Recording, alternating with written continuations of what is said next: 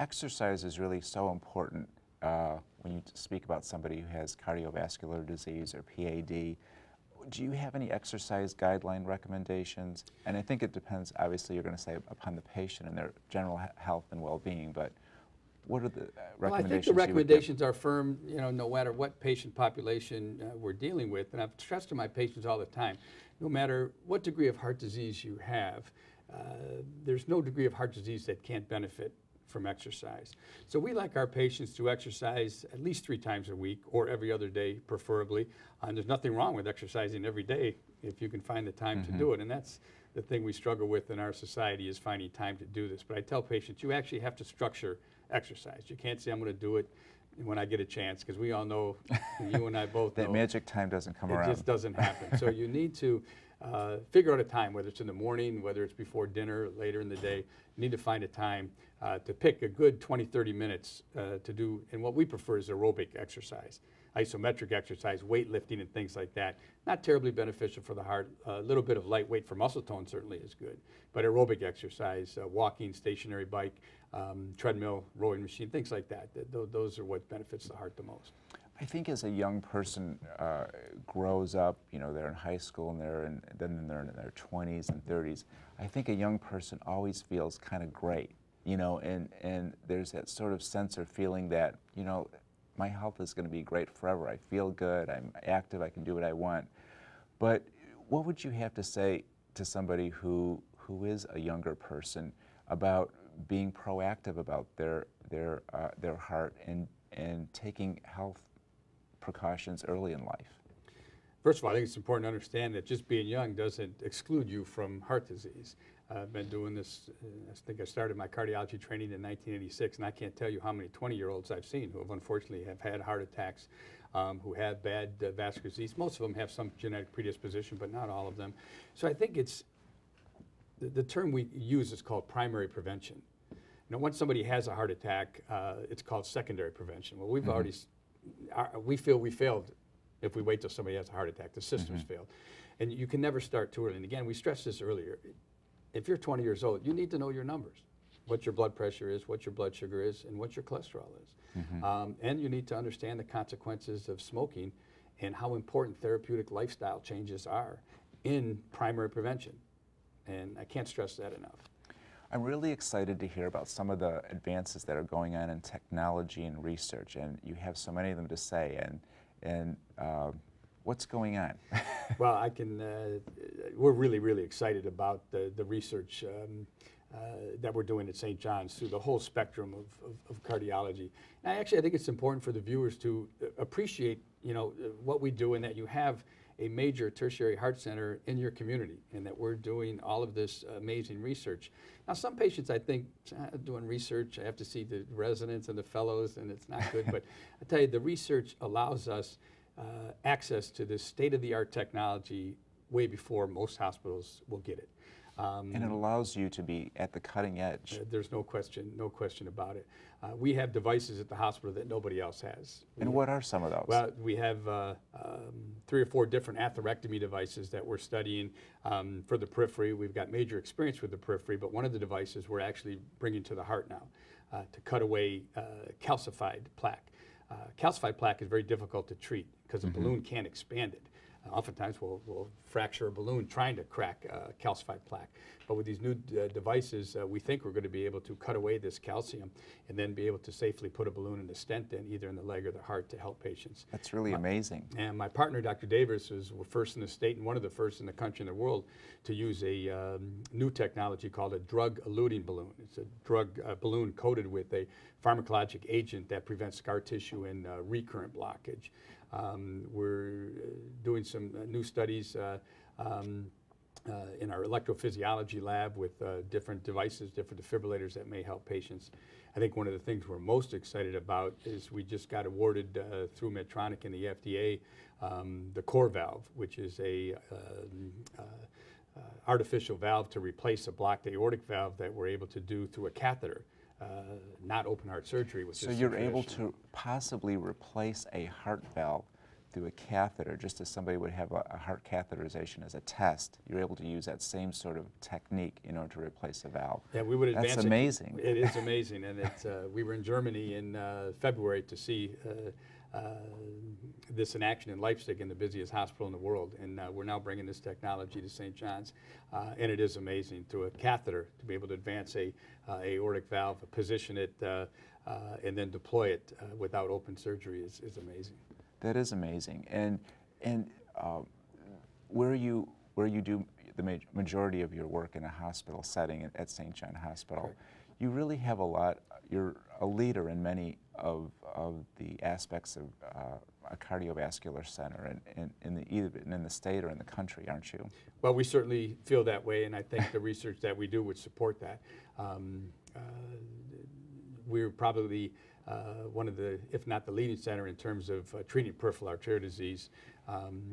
We have an amazing database with intracoronary ultrasound, and we're one of the leading experts in using a special device that we insert inside an artery so we can actually see the plaque, identify the morphology and the structure and actually what's in the plaque so we can decide how best to treat it. What we're really excited about is our hybrid operating room. Yes, I was going to ask you about that, but what is a hybrid operating room, and maybe you could explain that for us. Well, I mean, we were the first in the state actually to get CON approval for a hybrid operating room, and it's kind of like just what it sounds like. It's a hybrid between a heart catheterization laboratory and an operating room, and by that, it combines the sophisticated imaging technology that we have in the cath lab, fancy X-ray equipment so that we can see what we're doing, and the sterile environment and tools that they have in the OR to actually do these complex procedures in a nice sterile environment under controlled settings, and at the same time have this unbelievable imaging technology that allows us to see the vascular tree inside the body. That's great. And how long has it been in existence? We've been working on it for a couple years actually. Finally completed in the spring, and we did some of the first cases early in the summer, and with some amazing results actually.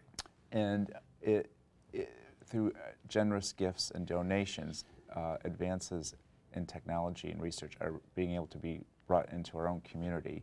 And how did that come about? Well, we are extremely lucky in our community to have the philanthropic support of many, many people, because unfortunately in our economy, the capital just doesn't, or the hospital just doesn't have the money to purchase these capital investments and the technology that we need to move our department forward. And they are at a huge expense, aren't they? Well, I mean, the hybrid lab itself was a $3 million project. Mm-hmm. And with that, we needed to upgrade our robot. That was another $2 million expenditure.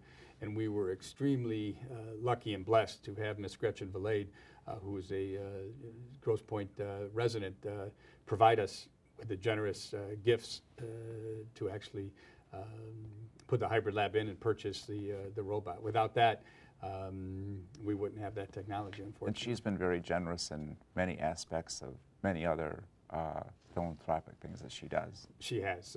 I mean, I think you can see Mrs. Valade's name all over the city of Detroit, as well as St. John Hospital. She's been a generous supporter for many, many years. And we're lucky to have many generous supporters, actually. Mm-hmm. We have a beautiful new cardiology tower in the back of the hospital with beautiful private rooms dedicated to heart patients. And that couldn't have happened without the generous support of Mr. Art Van Aslander. Mm-hmm. So we're very lucky. Many patients have pacemakers and defibrillators, and I think many people know what a pacemaker is.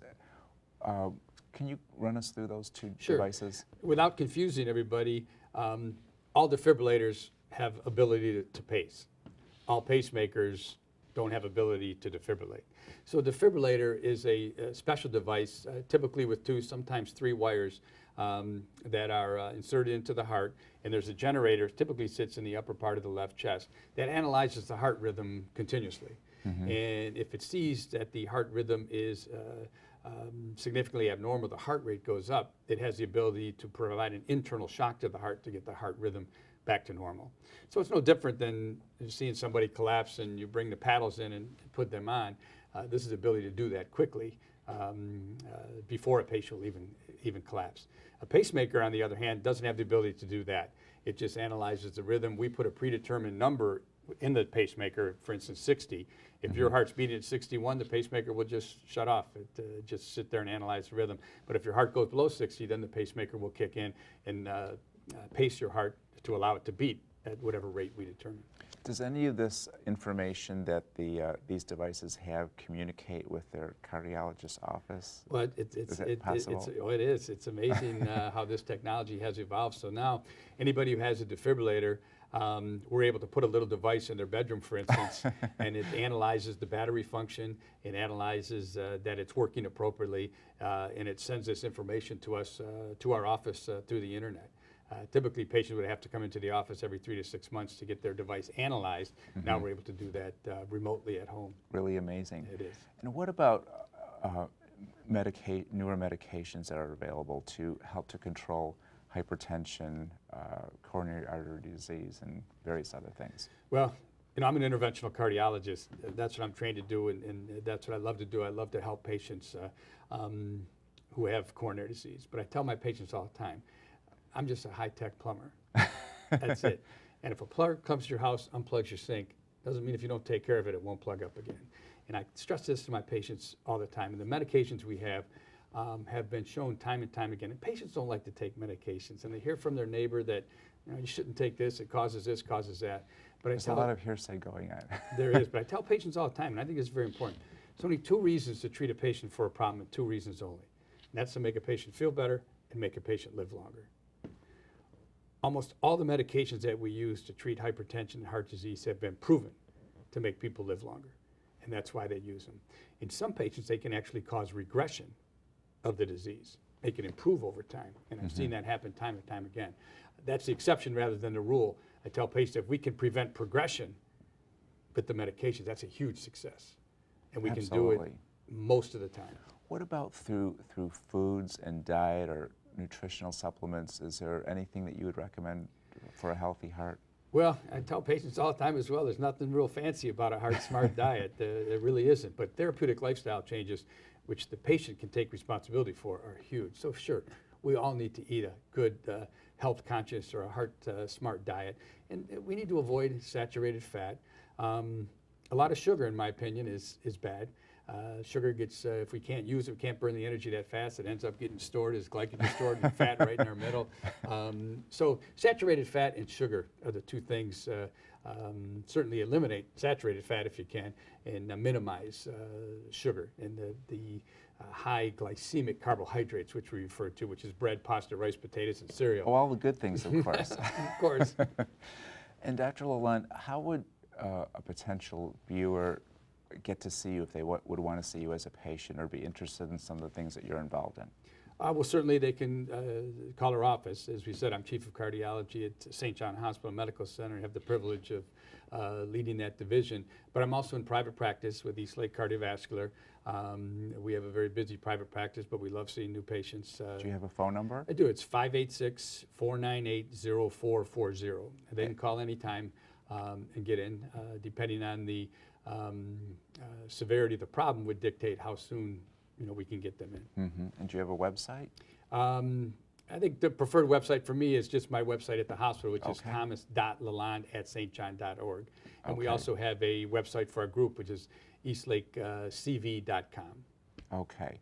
Well, Dr. LaLonde, it's been a pleasure having you. You shared with us a wealth of information. Really appreciate the time you took out of your very busy schedule. No, my Thank pleasure you for to be being a there. I guest. appreciate it. Thank you. And thank you to our viewers for tuning in as well. As always, we appreciate that you come in to see us. Take good care of yourself and those around you, and we'll see you next time, and have a great day.